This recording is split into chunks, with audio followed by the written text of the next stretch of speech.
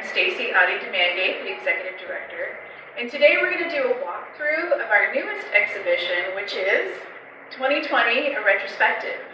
And we created this special anniversary show because we really wanted to highlight some of the amazing artwork and amazing exhibitions that we've been able to put on here at the Wildling over the last 20 years.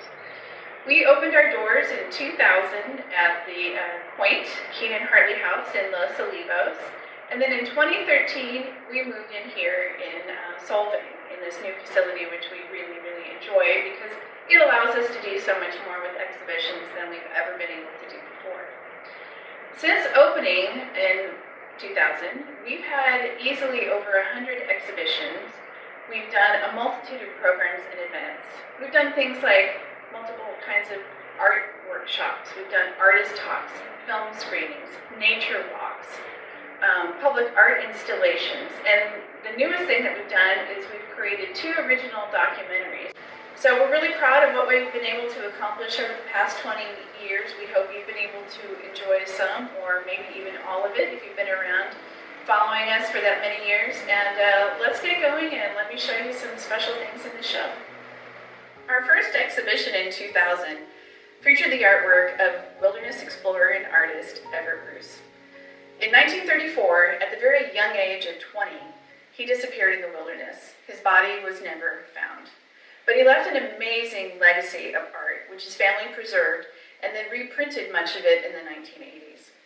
Thanks to founding board members Warren and Marlena Miller, we were given and then exhibited 24 of his amazing linoleum block prints. The compositions are truly masterful, especially when you consider how young he was. He probably had only been doing this kind of artwork for a few years of his life. And it's poignant to think about what else would he have been able to do and create had he lived longer. But we're excited and pleased and grateful that we can continue sharing the legacy and story of this wonderful young man through his wonderful artwork. This is one of the older pieces in our permanent collection and is an oil painting by artist John Fery. It is actually one of 3 John Ferys that we have in our permanent collection. John Fery was born in 1859 in Austria, and he came to live in the United States in 1886. In 1910, he was commissioned by the Great Northern Railway to capture Glacier National Park in order to encourage tourists to go visit. In other words, buy tickets on the railway and then go visit the national park. Fery joined a lot of other artists who were also working for the railroads, and it was their incredible colorful landscapes, because remember, photography was still pretty early and was certainly only black and white. So it was the colorful painted landscapes of the West that just wowed the nation and eventually led to the founding of the National Park System, which was an incredible accomplishment for these artists, perhaps indirectly, to make. And what a legacy that is to leave with our country. Fery ended up painting over 300 artworks in Glacier National Park, and in fact, this is one from Glacier National Park. It's called Blue Lake. We're not sure of the exact year that it was painted. And it was donated in 2001 by Mr. and Mrs. Gordon Fish.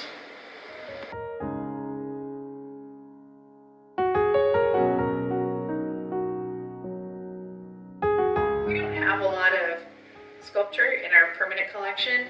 So when Suzanne Melancham approached us about sponsoring this amazing sculpture of a wolf, we were thrilled. This piece was created by the imaginative hands of Canadian artist Ellen Jewett. She was part of a show called Nature Imagined along with artists Cheryl Meadow and Hilary Brace. And that show was one of my personal favorites that I was able to curate. All 3 artists were incredibly passionate and creative in how they approached their views of nature and wilderness. 3 years later, thanks to Suzanne's sponsorship of this piece, visitors are still able to enjoy it and be amazed by it. It's one of those pieces that the more closely you look at it, the more you're going to see. She creates whole environments around an animal, and it really makes you think when you look at it. So thank you to Suzanne especially for the sponsorship and those wonderful artists for participating in Nature Imagined.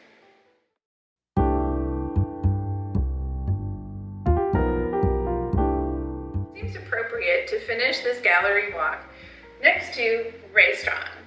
Ray Strong completely exemplifies the museum mission of using art to inspire a love of nature and a desire to protect it. That was really his whole life.